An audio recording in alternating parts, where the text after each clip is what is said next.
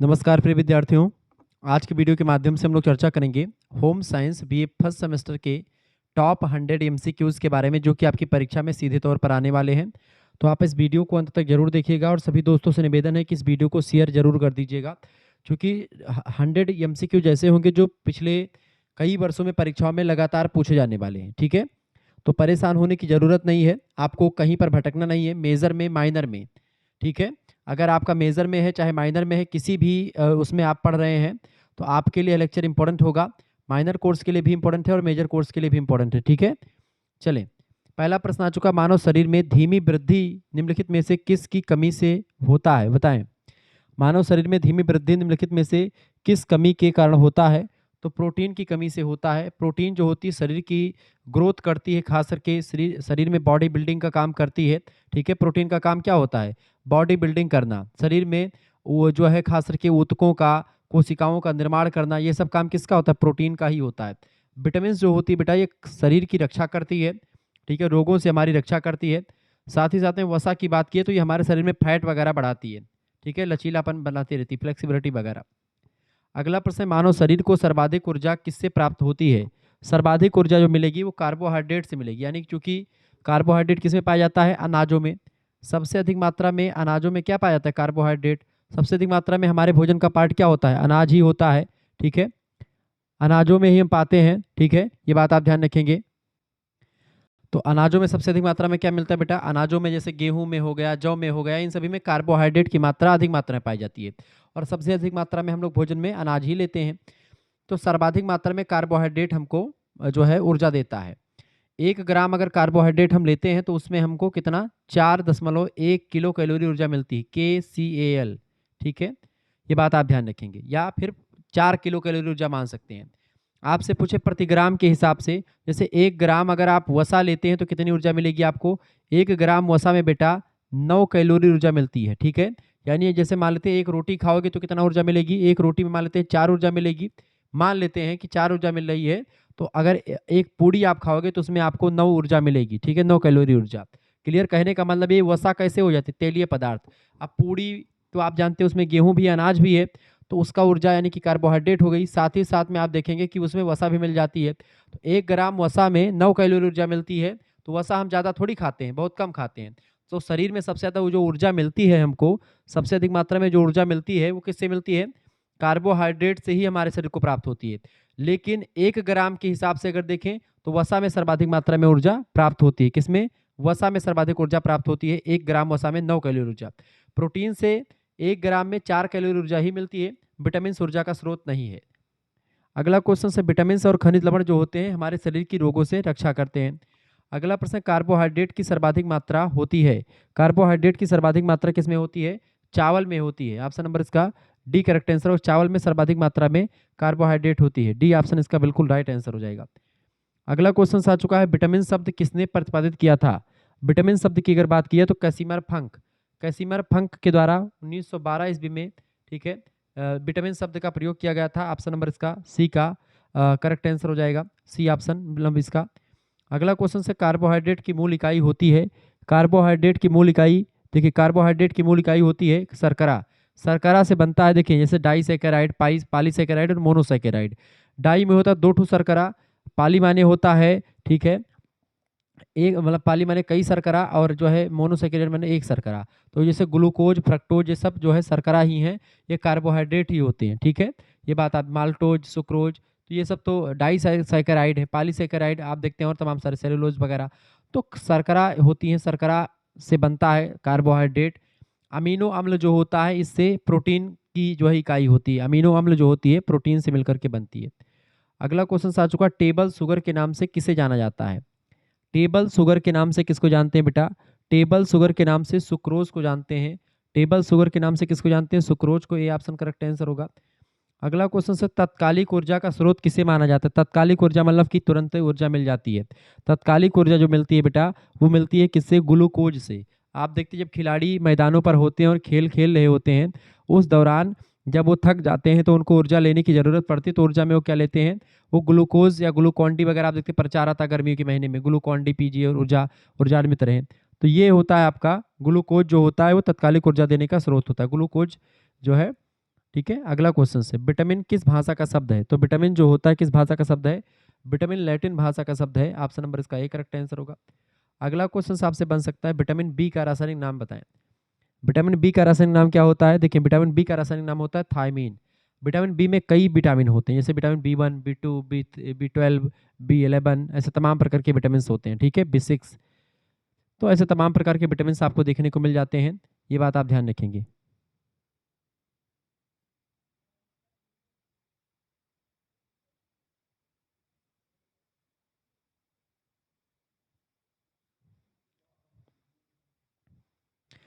तो थायमीन जो होता है ये विटामिन बी 1 का रासायनिक नाम है। रेटिनाल किस विटामिन का नाम है बेटा? रेटिनाल की बात की तो विटामिन ए का नाम है रेटिनाल। ठीक है, विटामिन ए का क्या नाम है? रेटिनाल जो है विटामिन ए को कहा जाता है। आपको बता दूं 2026, 27, 28 इन सभी के लिए यह लेक्चर बहुत ही महत्वपूर्ण होगा। मॉडल पेपर आपकी परीक्षा के दृष्टिकोण से बहुत ही जबरदस्त है। ठीक है, तो रेटिनाल विटामिन ए को रेटिनाल कहा जाता है। ठीक है, एस्कॉर्बिक एसिड की बात की है तो एस्कॉर्बिक एसिड। विटामिन सी का रासायनिक नाम क्या है?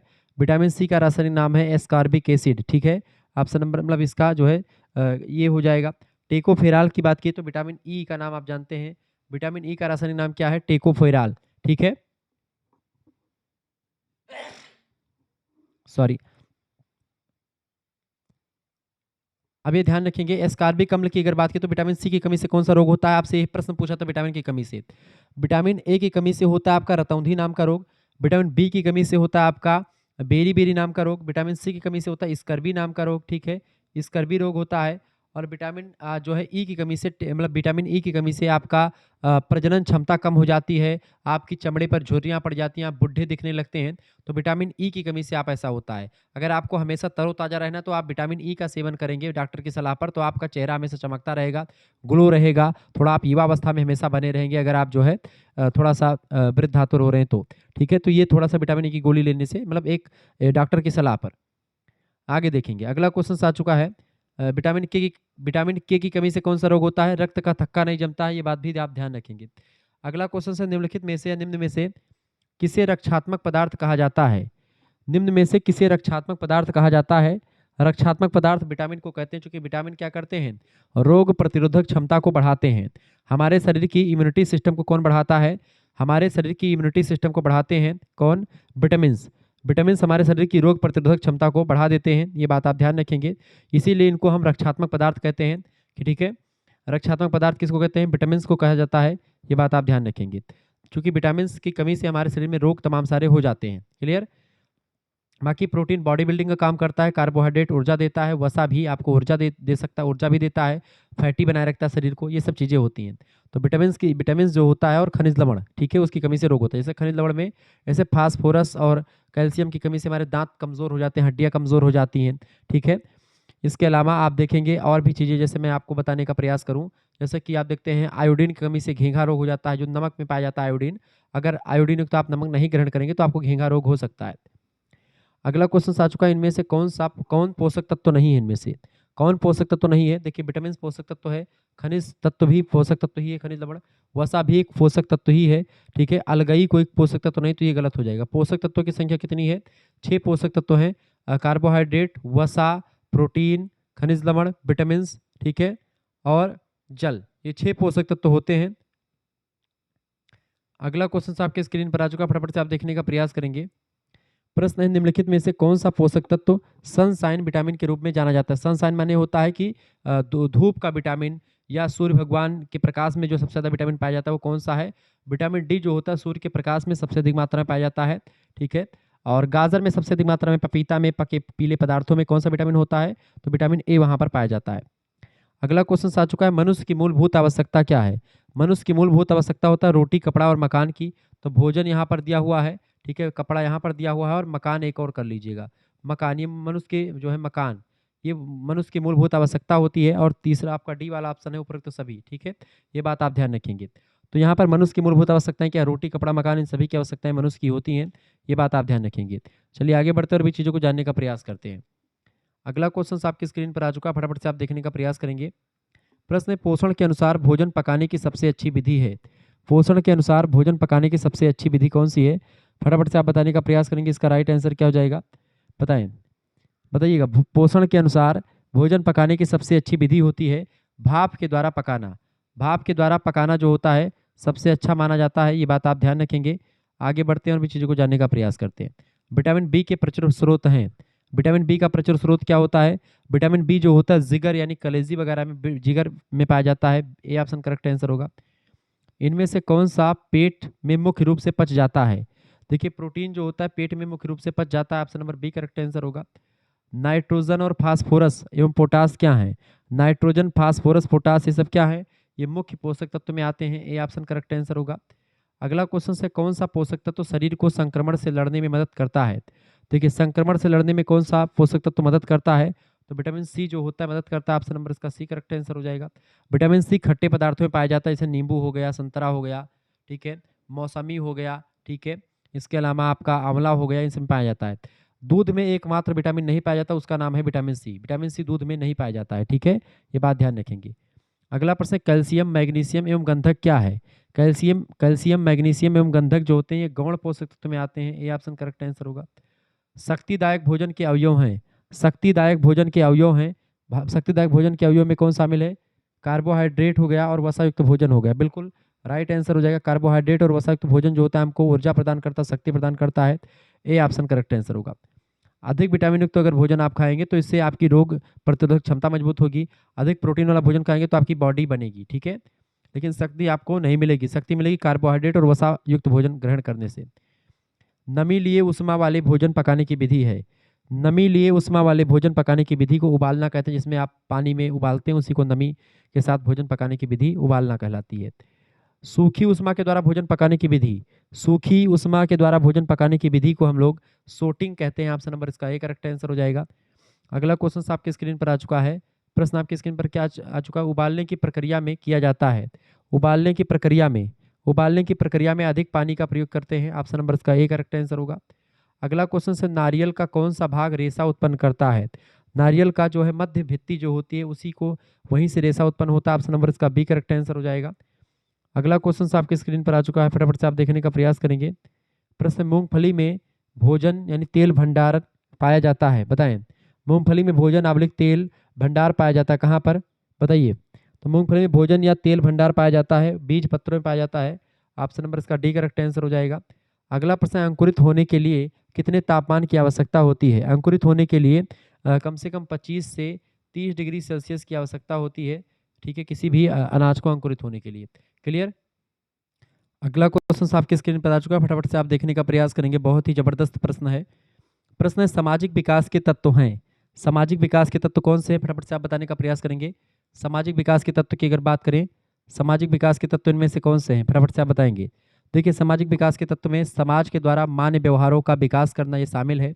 समाज द्वारा मान्य व्यवहारों के अनुसार क्रियाएं करना ये भी शामिल है। सामाजिक अभिवृत्तियों का विकास करना ये भी शामिल इसमें हो जाएगा।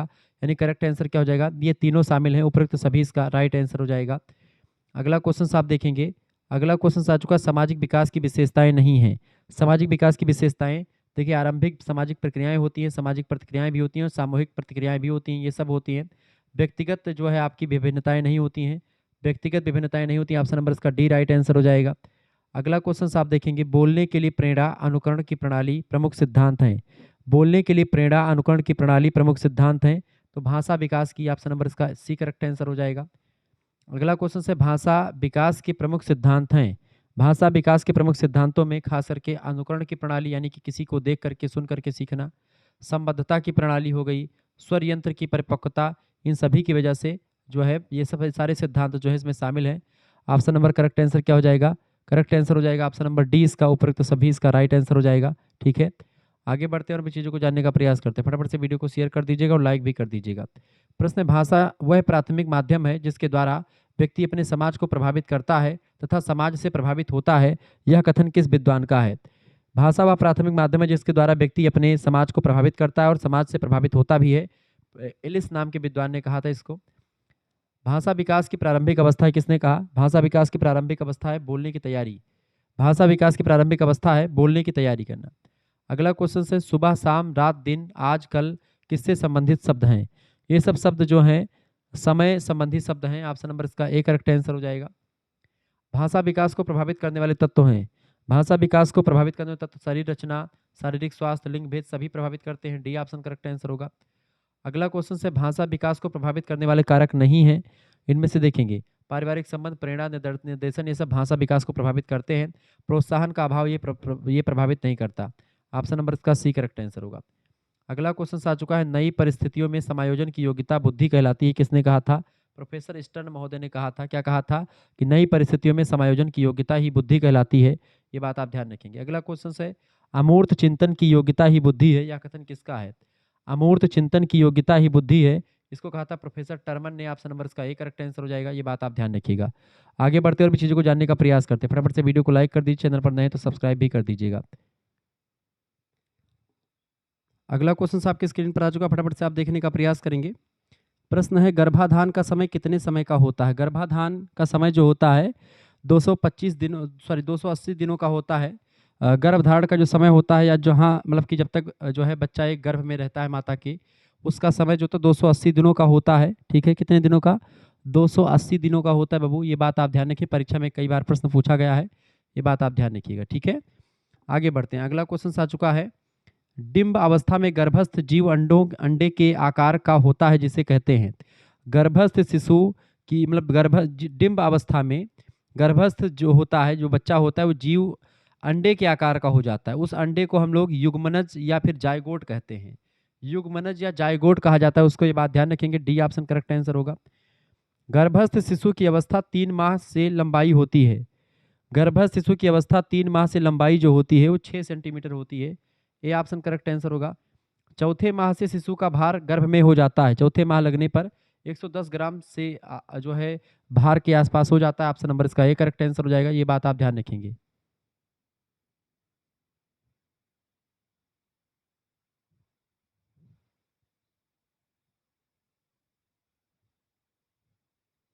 ओके, आगे बढ़ते हैं। 5वें माह में शिशु की लंबाई और भार, 5वें माह में शिशु का लंबाई और भार जो होता है, तो लंबाई 20 सेंटीमीटर और भार 300 ग्राम के आसपास हो जाता है।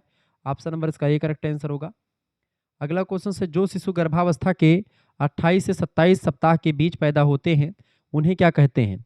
तो जो शिशु गर्भावस्था के 28 से 27 सप्ताह के बीच में पैदा होते हैं, वो समय से पूर्व हुए शिशु कहलाते हैं। ऑप्शन नंबर इसका ए करेक्ट आंसर होगा। अगला प्रश्न आपकी स्क्रीन पर आ चुका है, डायरिया, पेचिस, कब्ज और पेट में गैस शिशु का किससे संबंधित रोग है? बताएं। डायरिया, पेचिस, कब्ज और पेट में गैस शिशु का किससे संबंधित रोग है? तो ये पाचन से संबंधित रोग होता है। ऑप्शन नंबर इसका सी करेक्ट आंसर हो जाएगा।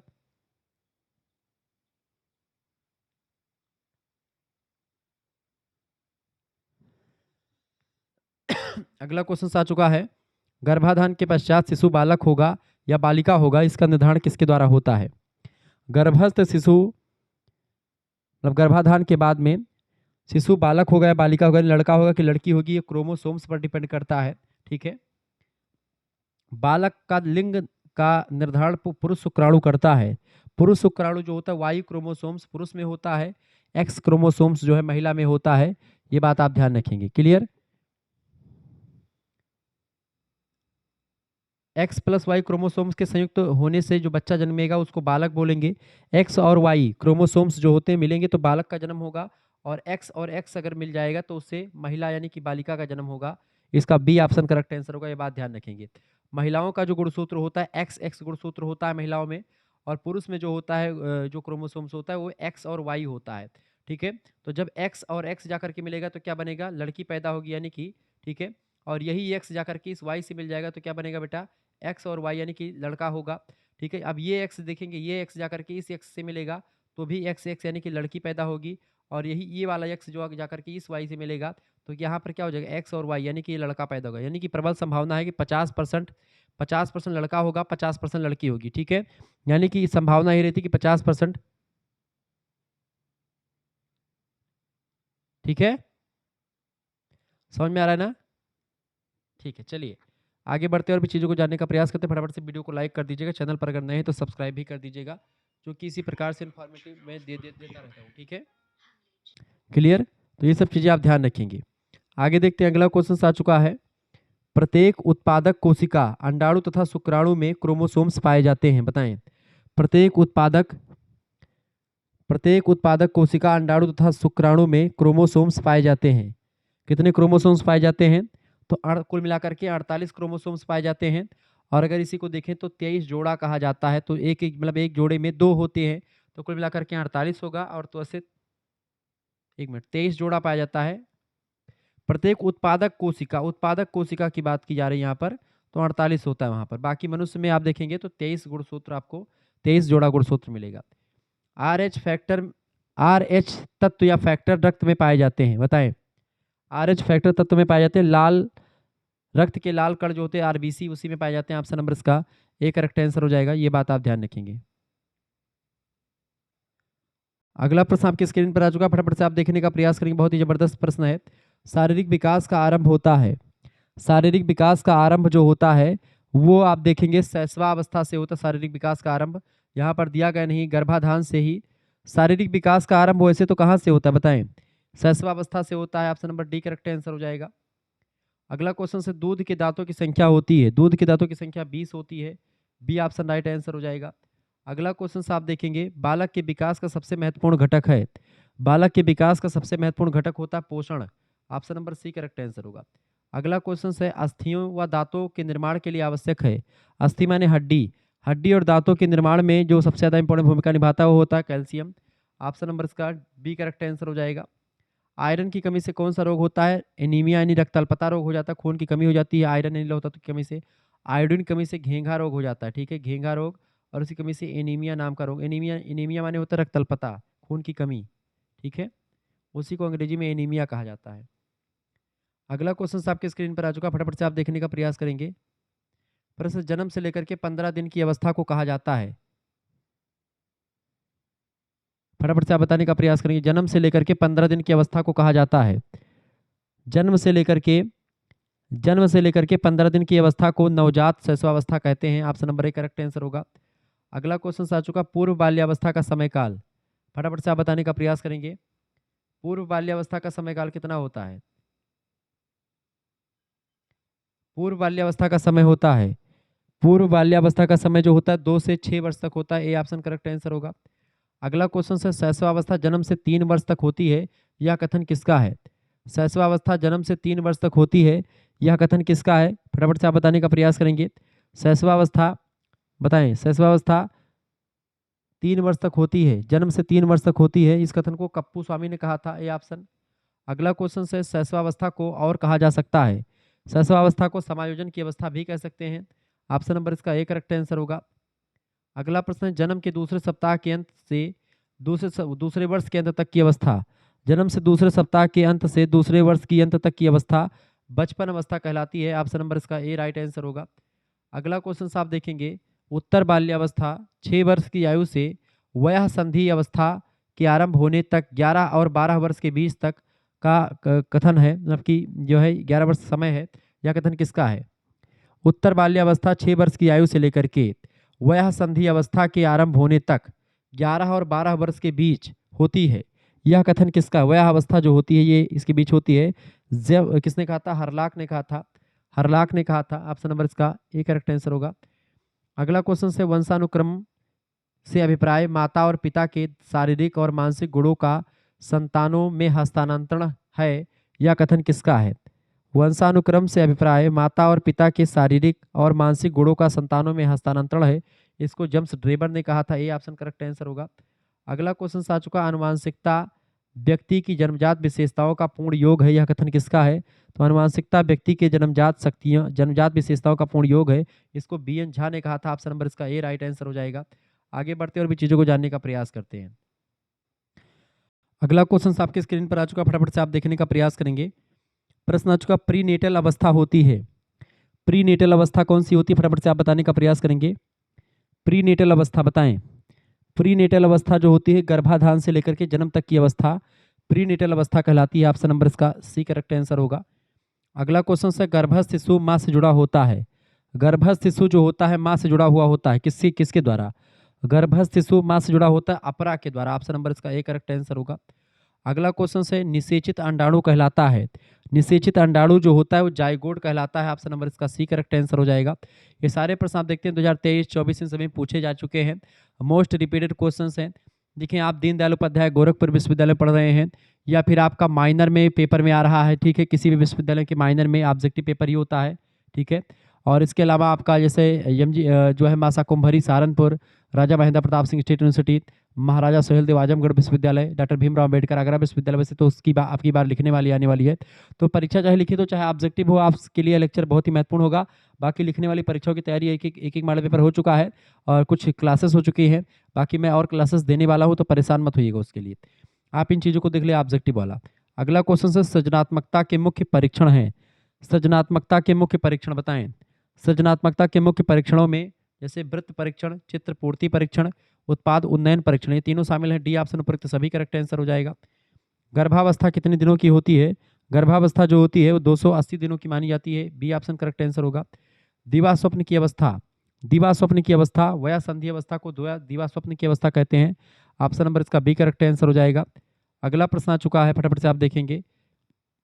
प्रश्न माता पिता के लिए समस्यात्मक अवस्था माना गया है। माता पिता के लिए समस्यात्मक अवस्था माना गया है किशोर अवस्था को।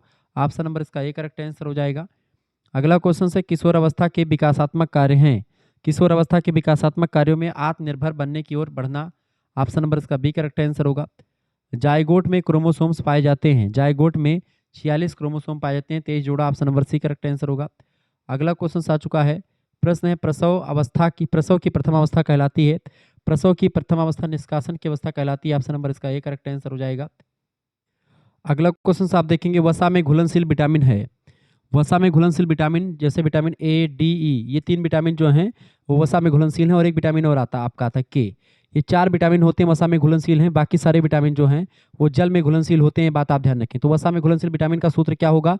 देखिए वसा में जो घुलनशील विटामिन है उनका सूत्र होता है कीड़ा। ध्यान रखेंगे, कीड़ा जो होता है, कीड़ा, KEDA, ये वसा में घुल जाता है लेकिन पानी में तैरने लगता है। वसा माने तेल में। तेल में किसी कीड़े को डालेंगे तो उसी में वो एकदम से जो है डूब जाता है, मतलब उसी में एकदम से घुल मिल जाता है, मर जाता है। तो ऐसे समझे कि कीड़ा जो होता है वसा में घुल जाता है, जबकि पानी में तैर जाता है, पानी में नहीं घुलता है, ठीक है। बाकी सारे विटामिन जैसे विटामिन बी हो गया, विटामिन सी हो गया, ये वसा में घुलनशील नहीं है। अगला क्वेश्चन से विटामिन सी है। विटामिन सी क्या है? इनमें से एस्कॉर्बिक एसिड को विटामिन सी कहा जाता है। ए ऑप्शन करेक्ट आंसर हो जाएगा। जल में घुलनशील विटामिन है। जल में घुलनशील विटामिन आपका बी और सी जल में घुलनशील है। बाकी सारे विटामिन आपके जैसे विटामिन डी, के, ई, ये सारे विटामिन जो है वसा में घुलनशील हैं। कोबाल्ट युक्त विटामिन है। कोबाल्ट युक्त विटामिन जो है विटामिन B12 को कोबाल्ट युक्त विटामिन कहते हैं। डी ऑप्शन करेक्ट आंसर होगा। प्रोटीन की आधारभूत इकाई है। प्रोटीन की आधारभूत इकाई होती है एमिनो एसिड। ऑप्शन नंबर इसका डी करेक्ट आंसर हो जाएगा। पोषक तत्वों के आधार पर भोजन समूह क्या है?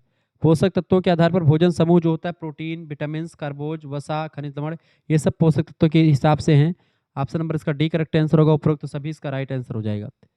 अगला प्रश्न आपकी स्क्रीन पर आ चुका, फटाफट से आप देखेंगे। खनिज लवण युक्त भोजन क्या है? खनिज लवण युक्त भोजन जो होता है वो जैसे दूध, दाल, मांस, मछली, हरे पत्तेदार सब्जियां, इन सभी में प्रोटीन खूब दबा के पाया जाता है। Option number D correct answer होगा। उपरोक्त सभी इसका राइट आंसर हो जाएगा। शक्तिवर्धक ऊर्जा प्रदान करने वाले भोजन। शक्तिवर्धक ऊर्जा प्रदान करने वाले भोजन में जैसे स्टार्च है, शर्करा है, वसा है, ये सब शामिल है। डी ऑप्शन इसका राइट आंसर होगा। ये सारे क्वेश्चंस जो है इंपॉर्टेंट है, परीक्षा में आ सकते हैं। अगला क्वेश्चन है भोजन का वर्गीकरण। भोजन का वर्गीकरण पोषक तत्वों के आधार पर भी होता है, कार्य के अनुसार भी होता है, और नियम के मतलब कि किसके?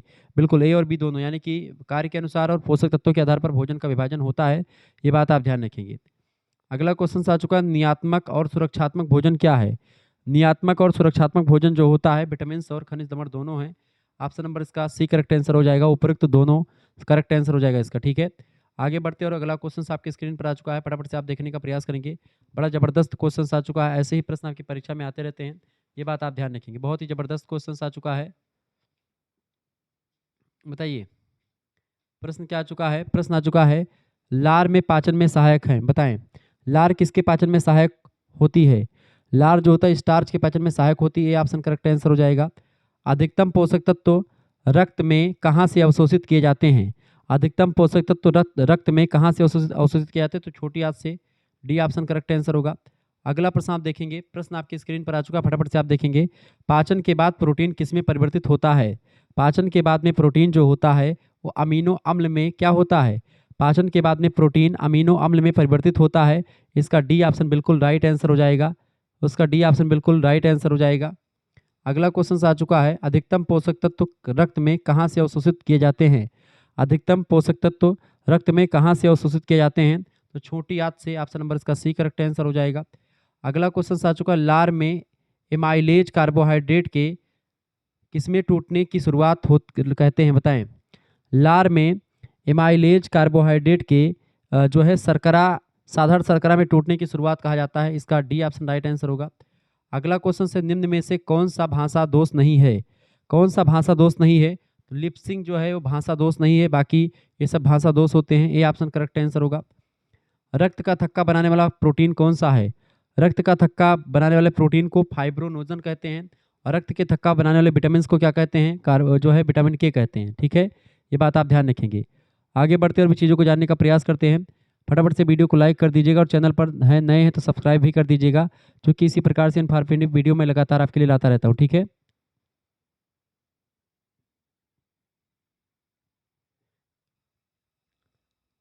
अगला क्वेश्चन आपकी स्क्रीन पर आ चुका है, फटाफट से आप देखने का प्रयास करेंगे।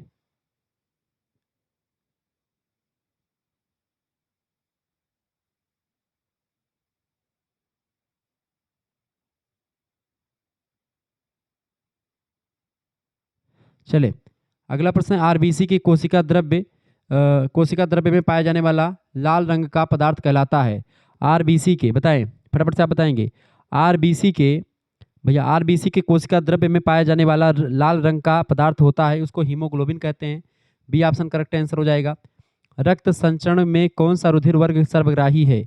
रक्त संचरण में कौन सा रुधिर वर्ग सर्वग्राही है? सभी को ले लेता है, तो ए बी ग्रुप जो होता है, कोई भी खून ले लेता है, कोई भी रक्त समूह का खून हो उसको ग्रहण कर लेता है। ऑप्शन नंबर इसका बी करेक्ट आंसर होगा। हीमोग्लोबिन सहायक होता है, हीमोग्लोबिन जो होता है ऑक्सीजन संवहन में सहायक होता है। बी ऑप्शन इसका राइट आंसर हो जाएगा। अगला प्रश्न, शरीर में ऊर्जा संग्रह का रूप है, शरीर में ऊर्जा संग्रह का रूप होता है कार्बोज। ऑप्शन नंबर इसका डी करेक्ट आंसर हो जाएगा। अगला क्वेश्चन आ चुका है, निम्नलिखित में से कौन कोशिका में ऑक्सीजन की पूर्ति करते हैं? कोशिका में ऑक्सीजन की पूर्ति लाल रक्त कण करते हैं, यानी कि आरबीसी करते हैं। ऑप्शन नंबर इसका ए करेक्ट आंसर हो जाएगा। ठीक है, अगला क्वेश्चन आपके स्क्रीन पर आ चुका है, सभी लोग देखने का प्रयास करेंगे। प्रश्न, इकोलॉजी यानी पारिस्थितिकी शब्द का प्रयोग सर्वप्रथम किसने किया था? तो एजी टांसले ने किया था। इसका बी ऑप्शन करेक्ट आंसर होगा। अगला क्वेश्चन से, बच्चों की वृद्धि और विकास में शामिल है, बच्चों के वृद्धि और विकास में शामिल है मात्रात्मक और गुणात्मक दोनों परिवर्तन। ठीक है, बच्चों की वृद्धि और विकास में मात्रात्मक यानी क्वालिटी एंड क्वांटिटी दोनों ही परिवर्तन शामिल है। सी ऑप्शन इसका बिल्कुल राइट आंसर हो जाएगा। अगला क्वेश्चन से, विकास का क्या अर्थ है? विकास का अर्थ होता है गुणात्मक परिवर्तन, यानी क्वालिटी में परिवर्तन को विकास कहते हैं। ए ऑप्शन करेक्ट आंसर होगा।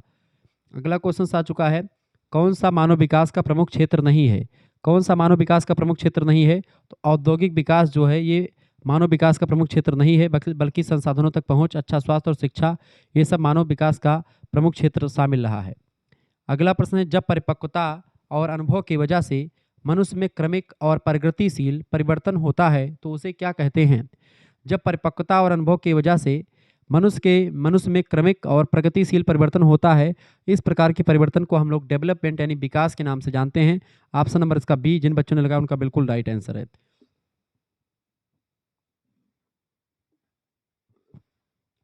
अगला प्रश्न आप देखेंगे, जीन पियाजे का बाल विकास का सिद्धांत आधारित है। जीन पियाजे का बाल विकास का सिद्धांत जो होता है वो संज्ञानात्मक विकास पर आधारित है। ठीक है, संज्ञानात्मक विकास पर आधारित है। ऑप्शन नंबर इसका डी करेक्ट आंसर हो जाएगा। जिन बच्चों ने डी लगा दिया है उनका बिल्कुल राइट आंसर है। आगे देखते हैं, अगला क्वेश्चन आ चुका है, जीन पियाजे के अनुसार संज्ञानात्मक विकास की कितनी अवस्थाएं हैं? जीन पियाजे के अनुसार संज्ञानात्मक विकास की 4 अवस्थाएं होती हैं। ऑप्शन नंबर इसका बी करेक्ट आंसर हो जाएगा। विकास होता है, विकास जो होता है कैसा होता है? सामान्य से विशिष्ट की ओर विकास होता है। ठीक है, ऑप्शन नंबर इसका ए करेक्ट आंसर हो जाएगा।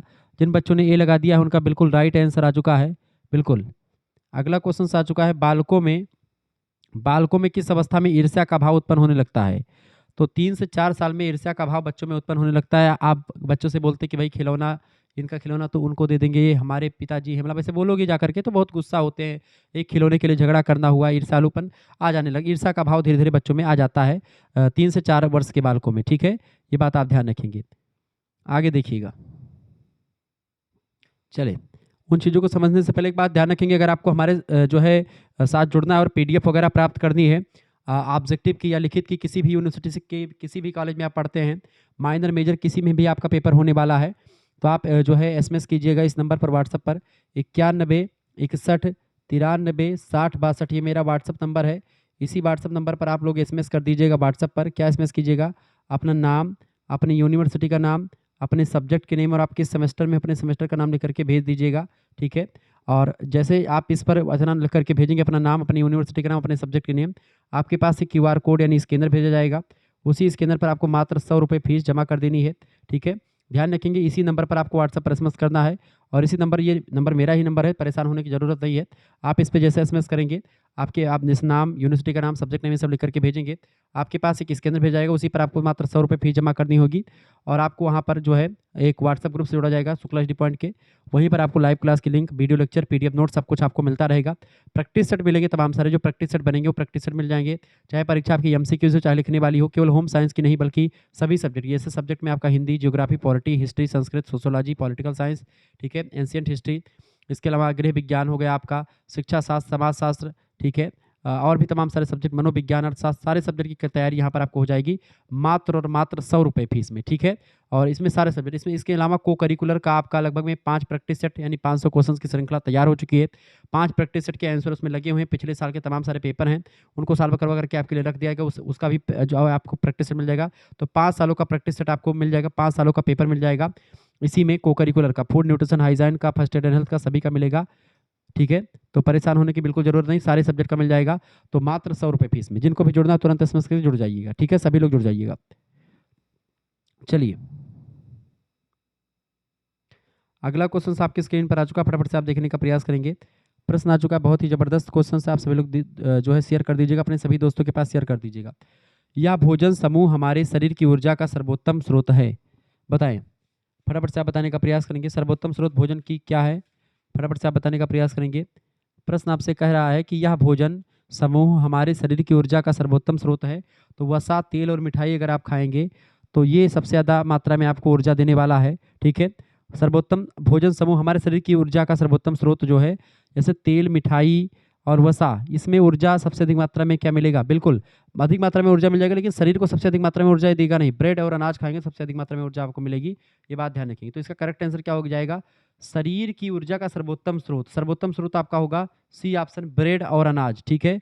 ब्रेड और अनाज इसका राइट आंसर हो जाएगा, ब्रेड और अनाज लगाइएगा, ठीक है, तेल मिठाई नहीं होगा। अगला क्वेश्चन, तेल मिठाई कितना आप खा लेंगे, लेकिन ब्रेड अनाज खूब खाएंगे। ब्रेड, अनाज, चावल और पास्ता समूह एक अच्छा स्रोत है किसके, कार्बोहाइड्रेट के। ऑप्शन नंबर इसका एक करेक्ट आंसर हो जाएगा, कार्बोहाइड्रेट इज राइट आंसर। अगला क्वेश्चन आपकी स्क्रीन पर आ चुका है, सोयाबीन किसका अच्छा स्रोत है। सोयाबीन जो होता है प्रोटीन का अच्छा स्रोत होता है, प्रोटीन सोयाबीन में सबसे अधिक मात्रा में पाई जाती है। ऑप्शन नंबर इसका बी करेक्ट आंसर हो जाएगा। जिन बच्चों ने बी लगा दिया उनका बिल्कुल राइट आंसर आ चुका है। अगला क्वेश्चन आप देखेंगे, निम्नलिखित में से कौन सा पानी में घुलनशील विटामिन है और इसलिए इसे हर रोज लेना आवश्यक होता है। पानी में घुलनशील विटामिन को हर रोज लेना जरूरी होता है, क्योंकि पानी में घुलनशील विटामिन जो होते हैं तुरंत घुल जाते हैं, इसमें ज़्यादा पचने में दिक्कत भी नहीं होती। विटामिन सी जो होता है इसको आप हर रोज ले सकते हैं। विटामिन सी खट्टे पदार्थों में पाया जाता है, जैसे आप शरबत पिए हैं तो नींबू पानी डाल करके मिला लेते हैं, तो नींबू में विटामिन सी पाया जाता है, आंवला में पाया जाता है, और मौसमी में पाया जाता है, खट्टे संतरा में पाया जाता है, जितने भी खट्टे पदार्थ होते हैं उनमें पाया जाता है। मात्र जो है, मात्र अगर बात की जाए, मात्र दूध में विटामिन सी नहीं पाया जाता, बाकी सभी में पाया जाता है। अगला क्वेश्चन आ चुका है, विटामिन सी की कमी से कौन सा रोग होता है। विटामिन सी की कमी से आपका रोग होता है स्कर्वी। विटामिन बी की कमी से होता है बेरी बेरी रोग। एनीमिया रोग होता है आपकी खून की लौह तत्व की कमी से, इसी को रक्त अल्पता कहते हैं एनीमिया को हिंदी में। खून की कमी से एनीमिया नाम का रोग हो जाता है, ठीक है। खून की कमी को एनीमिया कहते हैं, जो कि आयरन की कमी से होता है। आयरन किस में पाया जाता है, पालक वगैरह अगर आप खाएंगे तो उसमें आयरन खूब पाया जाता है, साग में, किरमुआ, पालक, ठीक है, और तमाम सागों में। रिकेट्स रोग होता है विटामिन डी की कमी से होता है, रिकेट्स में विटामिन डी की कमी से rickets. Beri beri vitamin C की बी की कमी से, स्कर्वी विटामिन सी की कमी से होता है। विटामिन ए की कमी से रतौंधी, विटामिन के की कमी से रक्त का थक्का नहीं जमता है। विटामिन ई की कमी से आप जो है प्रजनन क्षमता आपकी कम हो जाती है। तो ये सब चीज़ें ध्यान रखेंगे। अगला क्वेश्चन आ चुका है, वह पदार्थ जो शरीर को विकास, ऊर्जा, मरम्मत और रख रखाव के लिए आवश्यक होता है उसको हम क्या कहते हैं। तो उसको हम लोग बोलते हैं पोषक तत्व बोलते हैं। पोषक तत्व जो कि 6 होते हैं, कार्बोहाइड्रेट, वसा, प्रोटीन, खनिज लवण और जल, ठीक है, विटामिन। अगला प्रश्न, अस्थि और दांतों, अस्थि माने हड्डी और दांतों के लिए सुदृढ़ बनाने वाला खनिज तत्व जो होता है उसको बोलते हैं आपका कैल्शियम। ऑप्शन नंबर एक करेक्ट आंसर हो जाएगा। आयोडीन, आयोडीन कमी से घेंघा रोग होता है, आयरन की कमी से आपका एनीमिया रोग होता है। अगला क्वेश्चन आ चुका है, निम्न में से किसे रक्षात्मक भोज्य पदार्थ कहते हैं? रक्षात्मक मान लीजिए जो हमारे शरीर की जो है रक्षा करते हैं, ठीक है, हमारे शरीर की किससे रक्षा करते हैं? रोगों से रक्षा करते हैं। विटामिन जो होते हैं रक्षात्मक भोज्य समूह होते हैं, विटामिन और खनिज लवण, ठीक है, ये बात आप ध्यान रखेंगे। आगे देखते हैं, अगला क्वेश्चन आ चुका है, कौन सा पोषक तत्व प्रति ग्राम सबसे बड़ा ऊर्जा मूल्य प्रदान करता है? कौन सा पोषक तत्व प्रति ग्राम प्रति ग्राम यानी 1 ग्राम के हिसाब से देखें तो वसा 1 ग्राम में 9 कैलोरी ऊर्जा देती है, ठीक है, जबकि आप देखते हैं प्रोटीन 4 कैलोरी ऊर्जा देता है और कार्बोहाइड्रेट भी 4 कैलोरी ऊर्जा ही देता है, जल ऊर्जा नहीं देता है, ठीक है, ये बात आप ध्यान रखेंगे। आगे देखते हैं, अगला क्वेश्चन आपकी स्क्रीन पर आ चुका है, फटाफट से आप देखेंगे। पोषक भोजन में पोषक तत्वों की कमी से होता है, भोजन में पोषक तत्वों की कमी से कुपोषण रोग हो जाता है। ऑप्शन नंबर इसका करेक्ट आंसर होगा। अगला क्वेश्चन आप देखेंगे और लास्ट प्रश्न इस वीडियो का, शरीर की टूट फूट की मरम्मत के लिए आवश्यक पोषक तत्व कौन सा है? शरीर की टूट फूट के लिए मरम्मत के लिए आवश्यक पोषक तत्व होता है प्रोटीन, ठीक है, ऑप्शन नंबर इसका करेक्ट आंसर हो जाएगा। इस तरीके से आप लोगों ने 100 प्रश्नों को देख लिया जो कि आपकी परीक्षा की दृष्टि से बहुत ही ज़्यादा महत्वपूर्ण थे। मिलते हैं फिर नेक्स्ट वीडियो में, तब तक के लिए जय हिंद जय भारत। आप सभी का बहुत बहुत धन्यवाद। हमारे साथ जुड़ने के लिए इसी प्रकार से अपना प्यार दुलार हमेशा बनाए रखेंगे। वीडियो को लाइक करें, चैनल पर नए हैं तो प्लीज़ चैनल को सब्सक्राइब कर दीजिएगा, ठीक है। इसी प्रकार से सोशियोलॉजी का, पॉलिटिकल साइंस का, हिस्ट्री का, जियोग्राफी का, संस्कृत का, शिक्षा शास्त्र का, एंशिएंट हिस्ट्री का, ठीक है, अर्थशास्त्र का, मनोविज्ञान का, सभी का आपको मिलता रहेगा, ये बात आप ध्यान रखेंगे।